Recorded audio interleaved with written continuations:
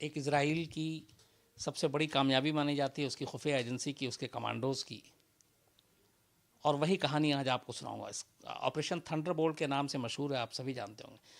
इसका नाम operation Thunderbolt क्यों रखा गया? जो हिंदी में इसका मतलब होता है कि बिजली की तेज़ी से, बिजली की रफ्तार से। तो इस पूरे ऑपरेशन में वक्त बहुत कम था। अगर वक्त आप ज़्यादा लेंगे तो ख़तरा ये था कि आप खुद भी फंसेंगे और जिनको आप बचाने जा रहे हैं वो भी मारे जाएंगे। तो सब कुछ बिजली की रफ्तार से करना था, इसीलिए इसको ऑपरेशन थंडरबोल्ट भी कहा गया। हालांकि इसका नाम फिर बाद में बदला है, वो भी मैं आपको बताऊंगा। ये कहानी है इज़राइल की, जिसके अपने लोग एक प्लेन में सवार होकर जा रहे थे और उस प्लेन को हाईजैक कर लिया जाता है और 4000 किलोमीटर दूर एक दूसरे देश में उसको रखा जाता है। उसके बाद शर्तें होती हैं, और इज़राइल का एक उसूल है कि वो आतंकवादियों से बात नहीं करता, उनसे समझौता नहीं करता। तो यहाँ पे ये भी एक अड़चन थी, क्या करें, और अपने लोगों की जान भी बचानी थी। तो ये सारी चीज़ें कैसे होती हैं, ये आज आपको मैं पूरी कहानी सिलसिलेवार सुनाता हूँ। बात 27 जून की है, 27 जून 1976 की। एयर फ्रांस की एक एयरबस 203, ये इज़राइली शहर जो है तेल अवीव, वहाँ से ग्रीस की राजधानी एथेंस के लिए उड़ान भरती है। और इस प्लेन में कुल 246 पैसेंजर थे, इसके अलावा 12 क्रू मेंबर थे। जो जाहिर सी बात है, चूँकि ये एयर फ्रांस की एयरबस थी तो वो सारे के सारे फ्रेंच थे। और जो पैसेंजर थे, जो मुसाफिर थे, वो ज़्यादातर यहूदी थे, यानी कि इजरायली नागरिक थे, और कुछ बाहर के लोग भी थे, तो आधे आधे करीब 246 में। रात 11 बजे 27 जून को 1976 ये प्लेन टेक ऑफ करता है। इसके बाद 1.5 घंटे के बाद रात 12:30 बजे प्लेन एथेंस पहुंचता है। अब तक सब कुछ ठीक था इस 1.5 घंटे के सफ़र में। एथेंस पहुंचने के बाद वहाँ से कुछ और मुसाफिर प्लेन में सवार होते हैं, कुल 58 पैसेंजर। और वहाँ से अब इस प्लेन को आगे जाना था। एथेंस से इस प्लेन को पेरिस के लिए जाना था। तो 58 पैसेंजर जो हैं वो एथेंस में सवार होते हैं।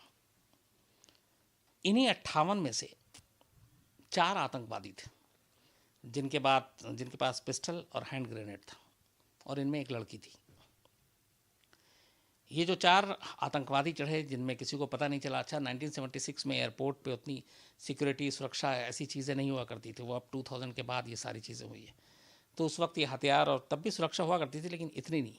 तो फिर भी वो आसानी से हैंड ग्रेनेड और बॉम्ब लेकर प्लेन में सवार हो गए, एथेंस से 4 आतंकवादी, इसी एयर फ्रांस की एयरबस में। ये जो 4 आतंकवादी इसमें सवार हुए थे, इसमें से 2 जो थे वो फ़िलिस्तीनी लिबरेशन फ्रंट के थे, सो उनसे जुड़े हुए थे, जबकि 2 जर्मनी के रेवोल्यूशनरी सेल से जुड़े हुए थे। और ये लोग कायदे से फ़िलिस्तीन में जो एक आज़ादी की लड़ाई चल रही थी उसके समर्थक थे। तो जब ये प्लेन एथेंस से उड़ान भरता है पेरिस के लिए, जैसे ही टेक ऑफ होता है उसके 5 मिनट के अंदर अंदर ये चारों अपनी सीट से उतरते हैं। और उनमें से एक जो लड़की है वो एक हैंड ग्रेनेड का पिन निकाल लेती है और तमाम लोगों को कहती है कि अगर किसी ने भी कुछ विरोध किया तो वो ये हैंड ग्रेनेड फेंक देगी और इससे प्लेन उड़ जाएगा और सारे लोग मारे जाएंगे। जबकि उनमें से एक जो है, की बात है कि उस वक्त कॉकपिट उस तरीके से बंद नहीं हुआ करता था जिसके पिन हो और डोर क्लोज हो जाए, वो भी सब बाद में हुआ। तो कॉकपिट के अंदर पायलट और को पायलट दोनों थे। एक आतंकवादी अंदर कॉकपिट में जाता है और को पायलट को बाहर निकाल देता है, और उसको पायलट को बाकी के जो बाहर 3 आतंकवादी थे प्लेन में, वो उस पर कब्जा कर लेते हैं और उसको कंट्रोल कर लेते हैं। अब को पायलट की सीट पर खुद एक आतंकवादी बैठा हुआ था और वो अब पायलट को डायरेक्शन देता है। सबसे पहले वो उस प्लेन को, चूँकि पेरिस जाना था, वो उसका रूट डाइवर्ट करता है और उसको कहता है कि आप इसको लीबिया ले चलो, और लीबिया के जो शहर है एक बेंगाजी, वहाँ पे ले जाने के लिए कहता है। पायलट बेबस, लाचार, तो पायलट मजबूरी में प्लेन को पेरिस की जगह पे रूट उसका मोड़ता है और बेंगाजी के लिए चला जाता है। बेंगाजी में एटीसी से स्पेशल परमिशन लेते हैं। पायलट बताता है कि ऐसे ऐसे प्लेन कब्जा हो गया वहाँ पे भी लीबिया में। ये सुनकर थोड़ी हड़कम मचती है, लेकिन प्लेन को लैंड करने की इजाज़त दे दी जाती है, इसलिए कि प्लेन में ईंधन, फ्यूल नहीं था, कम था। तो लीबिया में उतरने के बाद बेंगाजी में उस प्लेन में रीफ्यूलिंग होती है, ईंधन भरा जाता है, और इसी दौरान उसमें एक ब्रिटिश लेडी थी उस प्लेन में सवार, ब्रिटिश सिटीज़न, ओल्ड एज थी काफ़ी, और वो बीमार थी। तो क्रू मेंबर और कुछ लोग रिक्वेस्ट करते हैं, तो आतंकवादी जो है उस ब्रिटिश लेडी को बेंगाजी एयरपोर्ट पे ही उतारने की इजाज़त दे देता है और उस लेडी को उतार दिया जाता है। बेंगाजी में ये प्लेन करीब 7 घंटे तक रुका रहता है एयरपोर्ट पे। रिफ्यूलिंग व्यूलिंग के बाद ये फिर से उड़ान भरता है। जब ये उड़ान भरता है तब पहली बार जो को पायलट के सीट पे आतंकवादी बैठा हुआ था वो पायलट से कहता है कि इस प्लेन को अब युगांडा ले लो। अब युगांडा का नाम आते ही आपको 2-3 चीज़ें, युगांडा एक अफ्रीकी देश, और इसका उस वक्त जो रूलर था, शासक था, ईदी अमीन, एक काला सा, बहुत, उसकी तस्वीरें आपने देखी होंगी। ईदी अमीन के दुनिया भर में किस्से बहुत सारे मशहूर हैं, उसके ऊपर पूरी एक कहानी एक दिन सुनाई जा सकती है, तो इसलिए मैं डिटेल में नहीं जाऊंगा। सिर्फ ईदी अमीन के बारे में एक चीज़ आपको बताऊंगा कि ईदी अमीन की एक पहचान ये भी है कि उसे एक तरह से आदमखोर भी कहा जाता है। कहते हैं कि उसने इंसानों को भी खाया, ईदी अमीन, एक युगांडा का जो शासक। तो उसकी जुल्म के उसके बाकी किस्से तफसील से डिटेल में किसी और दिन, फ़िलहाल अभी इसी पे रुकते हैं। तो एक आतंकवादी, कोई पायलट जो था, वो कहता है कि अब युगांडा की तरफ प्लेन को ले लो। अब तक इस प्लेन को हाईजैक हुए हुए करीब करीब 15 घंटे हो चुके थे। 28 जून 1976 को दोपहर करीब 3 बजे ये प्लेन एंटबी एयरपोर्ट, युगांडा का जो एक शहर है, वहाँ पे ये लैंड करता है। जब एटीसी को कहा जाता है तो एटीसी वहाँ की कोई विरोध भी नहीं करती और उनका कोई रूट भी नहीं था, वहाँ उतरना भी नहीं था रूटीन फ़्लाइट में। लेकिन यहीं से कुछ साजिश की भी बू आती है कि शायद पहले से कुछ जानकारी थी। तो एंटबी एयरपोर्ट पे 28 जून को ये प्लेन लैंड करता है और जैसे ही ये प्लेन उतरता है युगांडा की सरजमीन पर, तब सबसे ज़्यादा बड़ा ख़तरा मंडराने लगता है, इसलिए कि युगांडा और ईदी अमीन ये दोनों भी फ़िलिस्तीनी समर्थक थे और इनका सॉफ्ट कॉर्नर था उन लोगों के लिए, और इजराइल के दुश्मन थे, विरोधी थे। तो युगांडा का जो तानाशाह ईदी अमीन जब ये प्लेन लैंड करता है, उसके बाद उसकी इजाज़त से पूरे एयरपोर्ट के आसपास जो एंटबी एयरपोर्ट था उसको चारों तरफ से युगांडा की आर्मी, जो ईदी अमीन की सेना थी, वो उसे घेर लेती है। करीब करीब 200 युगांडन आर्मी जो है एयरपोर्ट के रनवे से लेके चारों तरफ, और वो इसलिए ताकि कोई रेस्क्यू ऑपरेशन अगर सोचे भी तो ना कर पाए, ताकि ये आर्मी से मुकाबला करना पड़ेगा। तो 100 करीब 200 के करीब जवान एयरपोर्ट पे अपने घेरे में ले लेते हैं। इसके बाद उस प्लेन से एक एक कर सारे मुसाफिरों को उतारा जाता है। 4 आतंकवादी ऑलरेडी प्लेन में एथेंस से सवार हुए थे, वो 4 भी प्लेन से उतरते हैं और उस एयरपोर्ट पर पहले से ही फ़िलिस्तीनी समर्थक करीब 5 आतंकवादी और थे, क्योंकि उन्हें मालूम था कि इस प्लेन को हाईजैक करके कहाँ लाया जाना, तो वो पहले से ही एंटबी एयरपोर्ट पर पहुँच चुके थे। तो अब करीब 9 आतंकवादी की तादाद, 200 के करीब ईदी अमीन के जो सेना थी वो एयरपोर्ट पर मौजूद। इसके बाद इन सारे मुसाफिरों को प्लेन से उतार कर एयरपोर्ट के ही ट्रांजिट हॉल पे ले जाया जाता है और वहाँ पे ले जाने के बाद पहली बार अब दुनिया को ये धीरे धीरे खबर फैलती है कि एयर फ्रांस का एक प्लेन हाईजैक हो गया है और उसमें ज़्यादातर इजरायली सिटीज़न, नागरिक, यहूदी वो सवार हैं। खबर इजराइल तक भी पहुंचती है, इजराइल में हड़कंप मच जाता है। अब ईदी अमीन को भी ये मालूम था कि ये हाईजैक हो चुका है और उसी की सरजमीन पर इस प्लेन को उतारा गया और जिसमें सारे बंदी हैं। लेकिन कमाल ये है कि कुछ करने की बजाय ईदी अमीन प्लेन जब लैंड करता है उसके कुछ घंटे के बाद खुद एयरपोर्ट पहुंचता है अपने लाओ लश्कर के साथ और वो सारा इंतज़ाम देखता है वहाँ पर। इसके बाद पहली बार वहाँ पे उतरने के बाद हाईजैकर्स अपनी डिमांड रखते हैं और उनकी जो डिमांड थी वो ये थी कि इजराइल के जेल में 40 फ़िलिस्तीनी टेररिस्ट जो बंद हैं उनको रिहा किया जाए।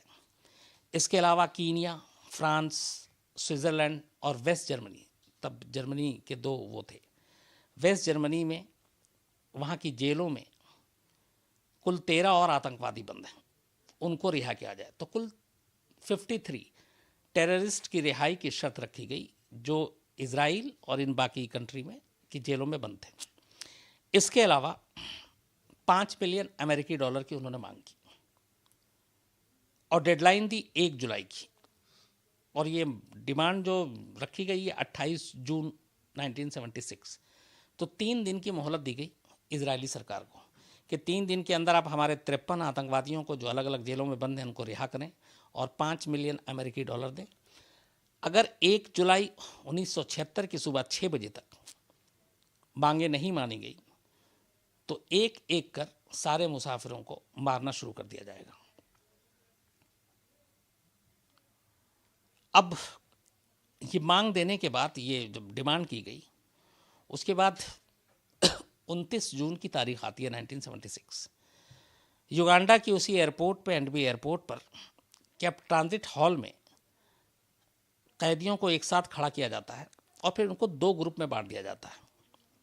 बाकायदा जो टेररिस्ट थे वो नाम पुकारते हैं एक एक करके पैसेंजर का, और जिन जिन के वो नाम पुकार रहे थे वो सारे यहूदी थे, मतलब इजरायली सिटीज़न। तो जो खड़ा होता जिसके नाम वो पूछते उसको एक दूसरे हॉल में वो भेज देते, और उसी एयरपोर्ट पे जो एक ट्रांजिट हॉल था वो उस वक्त इस्तेमाल में बंद नहीं था, वहाँ पे कुछ कंस्ट्रक्शन चल रहा था तो वो खाली था। तो वो नाम पुकारते एक एक करके इजरायली सिटीज़न का, यहूदी का, और उसको उसके बाद उस हॉल की तरफ भेज देते। तब उन्होंने उस पूरे जो प्लेन में मुसाफिर थे उनको 2 ग्रुप में बांट दिया। जितने जो इजरायली सिटीज़न थे वो पता चला कि उस प्लेन में 94 थी उनकी तादाद, 94। इसके अलावा जो 12 क्रू मेंबर थे एयर फ्रांस के, फ्रेंच थे वो, तो इन 94 इजरायली सिटीज़न और 12 क्रू मेंबर को उस ट्रांजिट हॉल में, जो कि इस्तेमाल में बंद था, उस एक हॉल के अंदर रख दिया। इसके अलावा बाकी जितने बचे उनको एक साथ रखा, और ये जो बचे थे ये सब दूसरे मुल्कों के सिटीज़न थे, यूएस के, फ्रांस के, ग्रीस के। तो अलग अलग अब कर दिया, एक तरफ सिर्फ इजरायली सिटीज़न और एक तरफ नॉन इजरायली। इसके बाद अब ईदी अमीन के ज़रिए इजराइल भी कोशिश कर रहा बाकी मुल्कों से, अफ्रीकी मुल्कों से, कि वो इसमें कुछ हेल्प करें उनको छुड़वाने में। तो कुछ मुल्कों का दबाव आता है। उसके बाद जो हाईजैकर्स हैं वो उनमें से 48 पैसेंजर्स को रिहा कर देते हैं पहली खेप में। इनमें से ज़्यादातर जो थे वो बीमार थे और बुज़ुर्ग थे, और ये 48 के 48 गैर इजरायली थे, मतलब इजराइल के सिटीज़न नहीं थे बल्कि ये दूसरे सिटीज़न थे। तो इन सभी 48 लोगों को, जो बीमार, जिनमें महिलाएं, बुज़ुर्ग, बच्चे थे, इनको एक स्पेशल प्लेन से सीधे एंटबी एयरपोर्ट से पेरिस ले जाया जाता है, वो नज़दीक वहाँ से। तो पहली खेप में 48 मुसाफिरों को छोड़ दिया जाता है। अब 30 जून आ चुका था, 30 जून को ये 48 लोगों को छोड़ा गया। अब मोहलत ख़त्म होने में कुछ घंटे बाकी, क्योंकि 1 जुलाई की सुबह का वक्त नज़दीक आ रहा था। इधर इजराइल में लगातार बातचीत चल रही थी, क्या करें, कि उनकी सरकार का अपना कानून बीच में आ रहा था, आतंकवादियों से बात नहीं, समझौता नहीं। तो इजराइल ने फिर अचानक कुछ अपने अफ्रीकी मुल्क देशों के ज़रिए ईदी अमीन तक मैसेज भिजवाया। उसने कहा कि जो मोहलत दी गई है उसको थोड़ा बढ़ा दें, हम बातचीत के लिए तैयार हैं, हम आपकी मांग पे सोचने के लिए तैयार हैं, हमें थोड़ा मोहलत दे दें, क्योंकि एक तो ये अलग अलग जेलों में बंद हैं और फिर कुछ बाकी 40 तो इजराइल में हैं और बाकी जो 13 हैं वो और दूसरे मुल्कों में हैं, तो उन सबको इकट्ठा करने में वक्त लगेगा। तो मोहलत मांगी इजरायली गवर्नमेंट ने। तो जो किडनैपर थे, जो हाईजैकर थे, वो फिर इनकी मोहलत को मांग लेते हैं और 1 जुलाई की जगह पे वो 3 दिन और वक्त देते हैं। अब डेडलाइन था 4 जुलाई। 4 जुलाई 1976 दोपहर 12 बजे तक अगर उनकी मांग नहीं मानी गई तो उनका ये था कि जितने भी इजरायली सिटीज़न उनको एक एक करके मार देंगे। तो 3 दिन की मोहलत अब इजरायली सरकार को मिल गई। इसके बाद, इस मोहलत को देने के कुछ घंटों के बाद, जो हाईजैकर थे वो 100 और गैर इजरायली जो पैसेंजर थे उनको भी छोड़ देते हैं और उन सब को भी एक स्पेशल प्लेन से पेरिस भेज दिया जाता है। अब एंटबी एयरपोर्ट जो युगांडा, उसके ट्रांजिट हॉल में सिर्फ और सिर्फ 94 इजरायली सिटीजन बचते हैं और फ्रांस के जो है 12 क्रू मेंबर और इसके अलावा 10 नौजवान जो थे उस प्लेन में सवार मुसाफिर, वो भी फ्रांस के थे। तो कुल मिलाकर अब 116 पैसेंजर उस ट्रांजिट हॉल में बचे थे जो उस प्लेन में सवार थे जिनको हाईजैक किया गया था। 116 के अलावा बाकी सभी को छोड़ दिया गया था। मतलब लगभग करीब 150 से ज़्यादा लोगों को 2 खेप में छोड़ दिया गया। अब इधर ये था कि मोहलत तो दे दी इजरायली सरकार के कहने पे। अब इजराइल सरकार के सामने दिक्कत ये कि वो करे क्या करे। मांगे माने तो फिर अपने देश में ही लोगों के सामने वो क्या जवाब दे, क्योंकि उसकी शर्त ये थी कि वो आतंकवादियों से बात नहीं करेगा, कोई डील नहीं करेगा। और दूसरा ये है कि 4000 किलोमीटर दूर जाकर अपने लोगों को छुड़ाए तो कैसे छुड़ाए, जिसके बारे में कोई जानकारी नहीं। कोशिश लगातार जारी थी, बातचीत की भी कोशिश हो रही है, उधर हाईजैकर्स को भी उलझा कर रखा गया है इजराइल की तरफ से। बाकी दुनिया से भी मदद लेने की कोशिश की जा रही है, ईदी अमीन पर दबाव डाल के कोशिश की जा रही है। इस दौरान में, इस पीरियड में 2 दिन के लिए ईदी अमीन एक सेमिनार में हिस्सा लेने के लिए मॉरिशस की तरफ निकल गए। तो जब वो मॉरिशस गया तो थोड़ा सा इन लोगों को भी मौका मिला कुछ करने का, कुछ सोचने का, क्योंकि जब तक ईदी अमीन नहीं आएगा तब तक कुछ होना नहीं था। लेकिन सारी चीज़ें, मॉरिशस में भी बातचीत करने की कोशिश की गई, लेकिन सारी चीज़ें नाकाम रही। इसी बीच 3 जुलाई 1976 की तारीख आ जाती है। मतलब अब डेडलाइन को ख़त्म होने में सिर्फ अब 1 दिन बाकी है। 1 जुलाई को मोहलत बढ़ाई गई थी, अब 3 जुलाई की तारीख आ गई और 3 जुलाई की शाम 6:30 बजे पहली बार इजरायली गवर्नमेंट की कैबिनेट की मीटिंग बुलाई जाती है। अभी तक सब कुछ ऐसे ही था, करें क्या करें, कोई फैसला नहीं लिया जा रहा था। लेकिन इस फैसले से पहले कुछ चीज़ें और एक साथ चल रही थी, और वो ये थी कि क्या क्या ऑप्शन हो सकता है। तो उनमें 3 ऑप्शन आए। एक कि जहाँ पे इन लोगों को रखा गया है एंटबी एयरपोर्ट पर, वहाँ पे हमला किया जाए प्लेन के ज़रिए। दूसरा ऑप्शन ये था कि पानी के रास्ते, समंदर के रास्ते, जहाज़ से वहाँ पहुँचा जाए एंटबी। और तीसरा ये था कि कीनिया से सड़क के रास्ते युगांडा में घुसा जाए और फिर ऑपरेशन किया जाए। इन सारी चीज़ों पे बातचीत हुई उनके कमांडोज, मोसाद, सबसे। लेकिन पता चला कि पानी के रास्ते और सड़क के रास्ते में रिस्क ज़्यादा है, वक्त भी ज़्यादा लगेगा, इसलिए हवाई रास्ता सही है। जो भी ऑपरेशन करना है वो हवाई रास्ते से, प्लेन से ही होना है। और अब ये तय हो चुका था, लेकिन जाहिर सी बात है कि इसके लिए आपको मंजूरी चाहिए थी कैबिनेट की। तो शाम 6:30 बजे इजरायली कैबिनेट की बैठक होती है और उसमें तय होता है कि हम आतंकवादियों से बातचीत नहीं। इधर दूसरी तरफ जो पैसेंजर फंसे हुए थे इजराइल के, चूँकि बाकी सब छोड़ दिए गए, तो उनके रिश्तेदारों का बड़ा प्रेशर, इजराइल में धरना प्रदर्शन शुरू हो गया, सरकार के ऊपर दबाव कि उन्हें बचाया जाए, उन्हें वापस लाया जाए। तो सरकार भी दबाव में, क्या करें क्या ना करें। 6:30 बजे मीटिंग होती है और मीटिंग में आखिर ये फैसला लिया जाता है कि नहीं, हम ऑपरेशन करके युगांडा में घुसेंगे और अपने लोगों को बचा कर लाएंगे। और ये तय हो गया।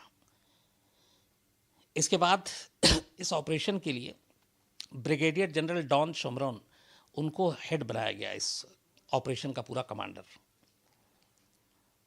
और ये तय हुआ, जो दूसरे थे इसमें, लेफ्टिनेंट कर्नल योनाथन नेतन्याहू, इनको फील्ड ऑपरेशन का इंचार्ज बनाया गया, जो ज़मीन पे जाकर ऑपरेशन करना है नेतन्याहू को। ये वही नेतन्याहू हैं जो इस वक्त इजराइल के प्रधानमंत्री हैं, उनके बड़े भाई थे। प्रधानमंत्री जो अभी हैं, जो इंडिया भी आए थे, वो छोटे भाई हैं। तो ये तय हुआ कि ऑपरेशन करना और कुछ नहीं है, और 4000 किलोमीटर जाकर दुश्मन देश में घुसकर अपने लोगों को बचाना है, लाना है, और वो भी ये कि उनको पता भी ना चले कि हम लोग आ चुके हैं। काम मुश्किल था। इस दौरान जब ये बातचीत चल रही थी और जो मोहलत का टाइम था बीच में, 1 जुलाई से लेकर 4 जुलाई, उससे पहले 28 तारीख जब से ये किडनैपिंग, हाईजैकिंग हुई थी, उसके बाद से, तो मोसाद और वहाँ की जो अपनी टीम थी वो लगातार लगी हुई थी सारे इन्फॉर्मेशन बटोरने में। और जो 2 खेप में छोड़ा गया था लोगों को, नॉन इजरायली को, एक बार में 58 और एक में 100 से ज़्यादा, तो जब इनको स्पेशल प्लेन से पेरिस लाया गया था तो मोसाद की एक पूरी टीम पेरिस पहुंच चुकी थी और उनमें से एक एक मुसाफिरों से जो रिलीज़ किए गए थे, जो बात करने की हालत में थे, क्योंकि एक तो शौक लगा हुआ था, ये भी था कि बचेंगे कि नहीं, तो जो जो लोग बात करने की हालत में, उनमें से एक एक को पर्सनली मोसाद के लोगों ने पूछताछ की, इंट्रोगेट किया और उनसे छोटी छोटी जानकारी ली कि एंटबे एयरपोर्ट पे क्या है, कितने आतंकवादी हैं, युगांडा की जो सेना है वो कहाँ कहाँ पे रहती है, कब कब उनकी पोजीशन बदलती है, मतलब माइनर से माइनर जानकारी दी। यहाँ तक कि एक प्लेन के ज़रिए ऊपर से एंटबे एयरपोर्ट का पूरा उन्होंने एक पिक्चर तक ली खामोशी के साथ कि पता न चले, और उस पिक्चर के हिसाब से बाकायदा इजराइल में रातों रात वैसी ही एक एयरपोर्ट का मॉडल तैयार किया गया, एक ढांचा।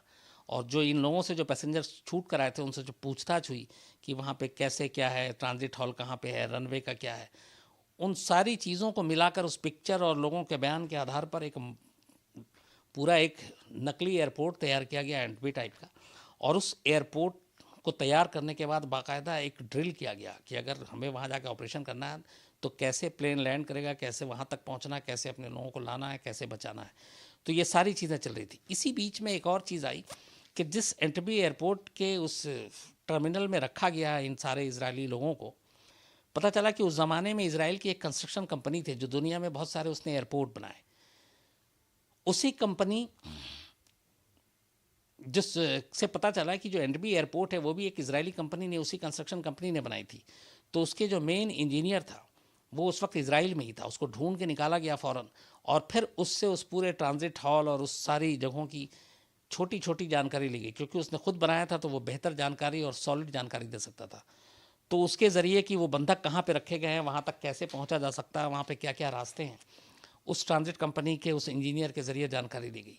तो ये ग्राउंड वर्क इस दौरान में जब बातचीत चल रही थी सरकार के लेवल पे और सारी कोशिशें हो रही थी, और 3 जुलाई को कैबिनेट मीटिंग में जब ये फाइनल हो गया कि ऑपरेशन करना है, उससे पहले मोसाद लगभग ये सारा ग्राउंड वर्क कर चुका था। जब ये फैसला हो गया कि अब सब कुछ करना है और वक्त नहीं है, क्योंकि 4 जुलाई नज़दीक है, 3 जुलाई 6:30 बजे तो कैबिनेट की मीटिंग होती है, तो करीब 200 जो सबसे बेस्ट कमांडो इजरायली फोर्स में थे उनको चुना जाता है इस ऑपरेशन के लिए। और 3 जुलाई 1976 रात 9 बजे इजरायली कमांडो के ये जो 200 सबसे उनके सॉलिड, उनमें से चुना जाता है। इनको 4 इजरायली एयरफोर्स के C-13 हरकुलिस ट्रांसपोर्ट प्लेन इसमें सवार किया जाता है। और ये लोग सब, चूँकि दूरी ज़्यादा थी, तो शर्मल शेख एयरपोर्ट से ये उड़ान भरते हैं 4 अलग अलग हरकुलिस ट्रांसपोर्ट प्लेन में।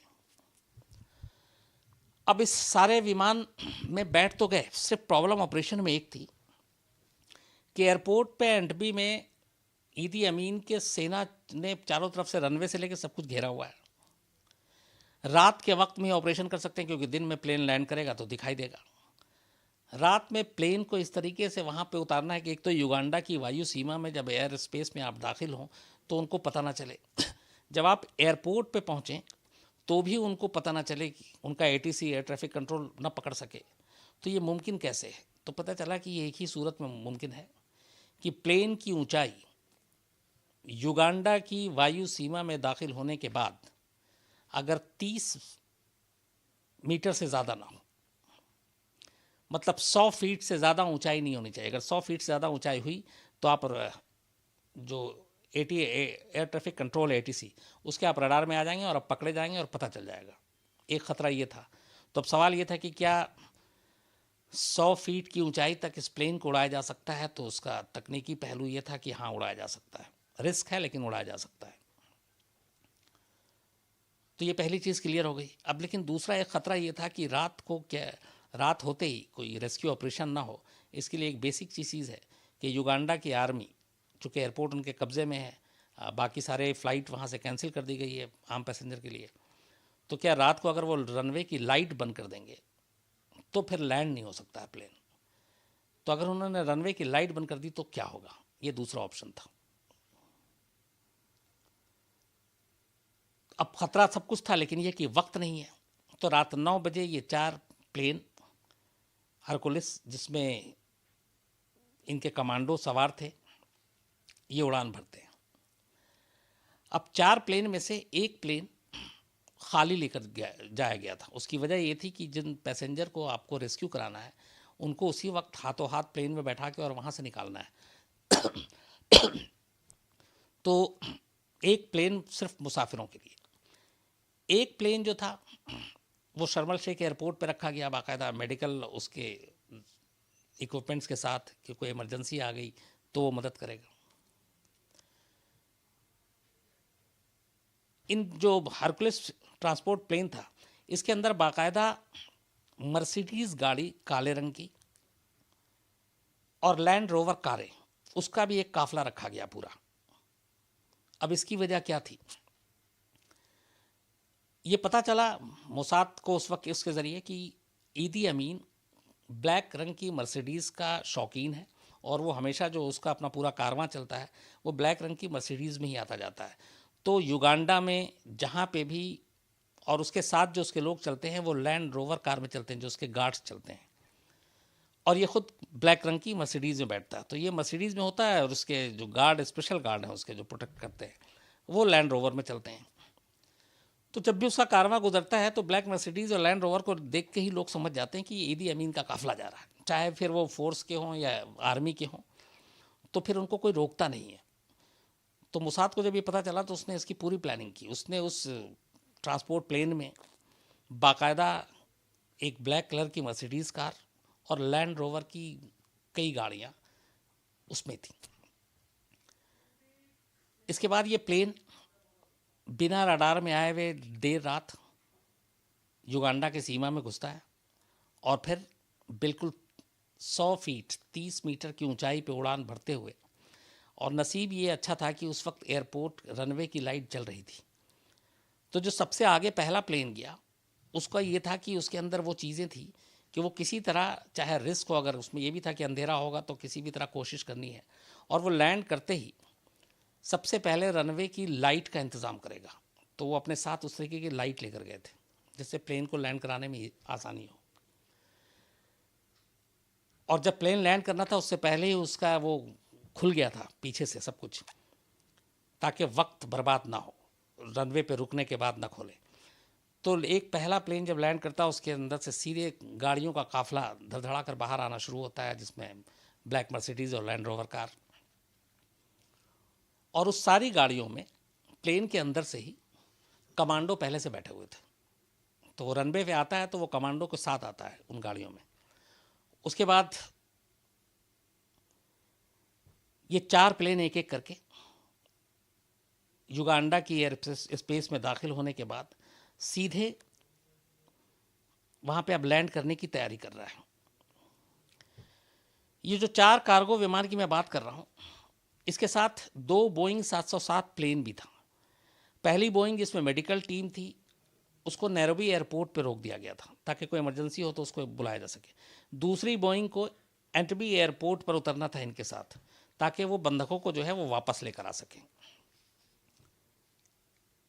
अब तक सब कुछ ठीक चल रहा था, एयर स्पेस में दाखिल हो चुके थे। रात के ठीक 11 बजता है, और ठीक 11 बजे एक एक कर इजरायली एयरफोर्स के ये 4 विमान 30 फीट की ऊंचाई उड़ते हुए एंटबी एयरपोर्ट के रनवे पर पहुंचते हैं। पहली जो प्लेन से मैंने आपको बताया कि गाड़ियों का काफिला निकलता हो, उसमें सारे उनके कमांडो थे। तो जब ये गाड़ी का काफिला उतरता, उसके पीछे धीरे धीरे एक एक करके अब बाकी प्लेन उतर रहा है।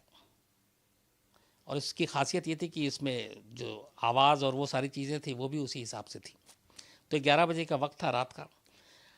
अब लैंड रोवर और काली रंग की मर्सिडीज़ गाड़ी रनवे से उस टर्मिनल की तरफ जा रही है जहाँ पे बंधकों को बना रखा गया, और ये सारे एकदम लैस हैं।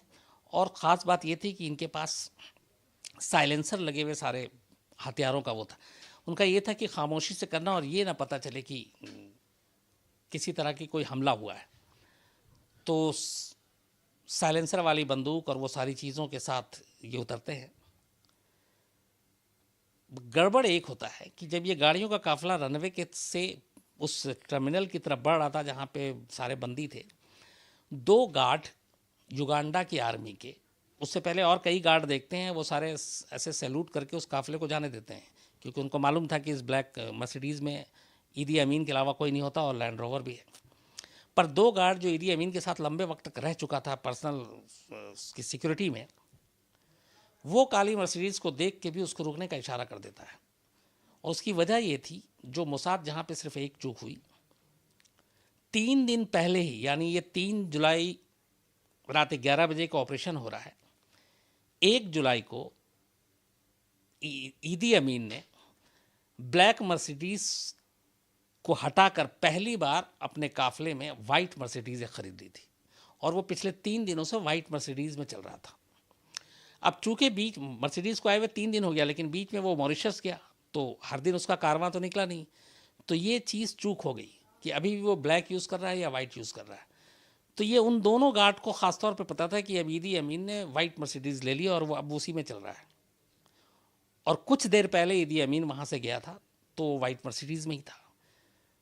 यहाँ पे मोसाद धोखा खा गए। तो उन दोनों गार्ड ने उस ब्लैक मर्सिडीज़ को देख के उसको समझ में आ गया कि इसमें ईदी अमीन नहीं है, तो रोकने का इशारा किया, ये रुके नहीं, तो उसने गोली चला दी AK-47 से। जवाब में इधर से भी कमांडो ने गाड़ी से गोली चलाई, साइलेंसर लगी हुई उससे चलाई, और दोनों वो गार्ड वहीं पे मारे गए। लेकिन गड़बड़ ये हुआ कि जब गार्ड ने जो गोली चलाई थी वो AK-47 से, उसकी शोरगोली की आवाज़ दूर तक चली गई, और जो बाकी वहाँ पे युगांडा की आर्मी के लोग थे सब, वो चौकन्ने हो गए और उन्हें लगा कि कुछ हमला हो चुका है। फिर तब तक गाड़ियों का काफिला, सामने प्लेन, सब कुछ था। तो अब ये था कि अब कुछ बचा नहीं इधर। अब जो कमांडो थे इजराइल के, उनके सामने भी था कि अब तो हो चुका है, अब कुछ नहीं कर सकते। तो उन्होंने तय किया कि अब सीधे ये पूरी गाड़ियों का काफिला उस मेन टर्मिनल की तरफ ही लेकर जाएंगे, गोली चलाते हुए, जहाँ पे सारे बंधकों को रखा गया है। तो अब ये आगे की तरफ बढ़ते हैं। ज़मीन पर उतरने के बाद जो इजरायली कमांडो थे उनको 3 हिस्सों में बांट दिया गया था। एक को पहले, सबसे पहले जाना था उस टर्मिनल पे जहाँ पे बंधक बनाकर रखे गए ताकि उनकी हिफाजत की जा सके। दूसरी टीम को एयरपोर्ट के रनवे पर रहना था, और तीसरी टीम को जो आतंकवादी थे और आर्मी थे उनसे निपटना था। और एक इनको बैकअप वो था कि जो मुसाफिरों को बचाया जाएगा, जो इजरायली है, उनको बाहिफाजत उस प्लेन में लाकर बैठाना है। तो अब ये पूरी टीम जो है वो उस बिल्डिंग में घुसती है, गोली चलती है, दोनों तरफ से गोली चलाते हैं। अब लेकिन एक प्रॉब्लम ये थी कि इनमें से कुछ, एक और भी चीज़ थी कि जो कमांडो थे उनमें से बहुत सारे लोगों ने युगांडा की आर्मी की भी वर्दी पहन रखी थी, ताकि आर्मी को धोखा दिया जा सके युगांडा की कि ये बाहरी नहीं अपने लोग हैं। तो उनको चकमा देना तो ठीक था, लेकिन अब जो इजरायली बंधक बने हुए थे उनके सामने उस वर्दी में वो नहीं पहचानते कि ये कौन है, और वो धोखे में फिर आते नहीं और वो उनके साथ जाते नहीं, क्योंकि लगता कि उनकी जान को ख़तरे में है।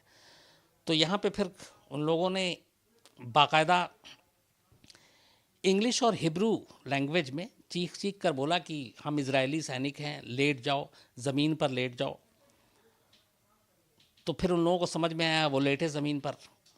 फिर इसी में पूछा गया हिब्रू लैंग्वेज में कि कितने आतंकवादी कहाँ हैं, तो उन लोगों ने इशारे से बताया कि वो एक दूसरे कमरे में जो सारे हाईजैकर हैं वो उधर हैं। इसके बाद गोलीबारी होती है, ग्रेनेड से भी हमला करते हैं इजरायली सैनिक, और करीब 6 मिनट के अंदर अंदर जब वो टर्मिनल की बिल्डिंग में घुसते हैं, सारे जो बंधक थे इनको अपने कब्जे में ले लेते हैं। और इसके बाद जो दूसरी टीम थी उनको एक एक कर, जो बाहर रनवे पे थे वो सारे, अब तक जो युगांडा की आर्मी थे उनके साथ मुकाबला हो रहा था, वो सारे एक एक कर मारे जा रहे थे। इस बीच जब यह ऑपरेशन हो रहा था तो जो इसके कमांडर थे जनरल एडम, ये एक दूसरे प्लेन में उस एयरपोर्ट के ऊपर, अब चूंकि ये ज़मीन पे उतर चुके थे सारे इजरायली कमांडो, तो फिर उसके कुछ देर के बाद वो ऊपर आते हैं और आसमान में प्लेन में बैठकर बाकायदा एयरपोर्ट पे क्या कुछ हो रहा है उसकी निगरानी आसमान से कर रहे हैं, जो इस ऑपरेशन के कमांडर हैं। और जो ग्राउंड इंचार्ज थे नेतन्याहू, वो सारा कुछ संभाले हुए थे। तो गोलीबारी होती, इसमें कुल 9 हाईजैकर्स मारे जाते हैं, युगांडा की आर्मी के 48 लोग मारे जाते हैं, और इनमें से एक नेतन्याहू को गोली लग जाती है और वो गोली ऊपर की तरफ से आई थी और सीधे सीने में लगी थी। तो उस वक्त हालत बहुत ख़राब थी, जबकि 5 कमांडो घायल होते हैं, मारा कोई नहीं जाता। इसके बाद ये सारे मुसाफिरों को एक एक करके लाकर उस प्लेन में बैठाया जाता जो ख़ास तौर पर उनके लिए लाया गया था। और लाने के बैठाने के बाद उधर युगांडा आर्मी के इतने लोग मारे गए थे, फिर उधर से गोलीबारी बंद होती है, लेकिन ये स्पीड में सब कुछ करते हैं। और उसके बाद जाते जाते उस एयरपोर्ट पे 9 मिग और कुछ और प्लेन खड़े थे एंटेबे के एयरपोर्ट पे। तो इजरायली कमांडो उन सारे प्लेन को भी उड़ा देते हैं, ये सोचते हुए कि ये एक बार यहाँ से जब उड़ेंगे तो उनका पीछा ना करें, उनके ऊपर आसमान में भी हमला ना करें।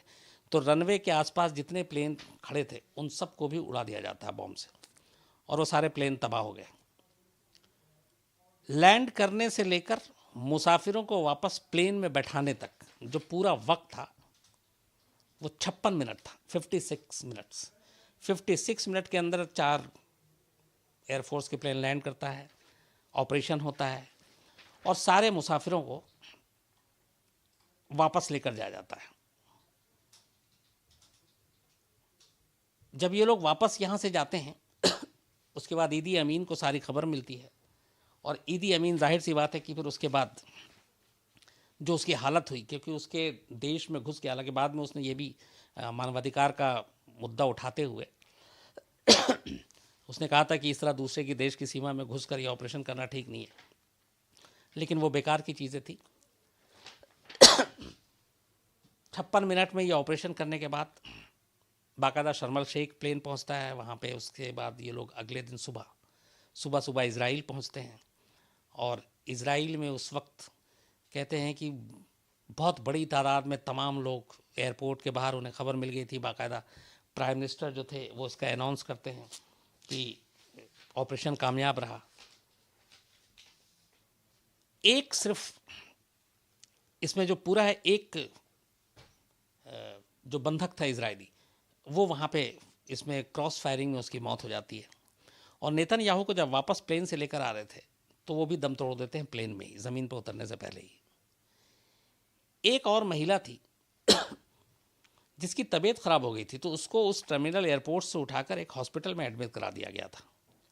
तो जब ये ऑपरेशन ख़त्म होता है उसके बाद में ये खबर आती है कि उसके नेक्स्ट डे, चूँकि बुरी तरह से चिढ़ा हुआ था ईदी अमीन, वो अपने आर्मी को ऑर्डर देता है और हॉस्पिटल में उस लेडी को भी मार दिया जाता है। तो कुल मिलाकर सिर्फ 2 बंधकों की मौत हुई, बाकी 92 बाहिफाजत अपने घर पहुँचे।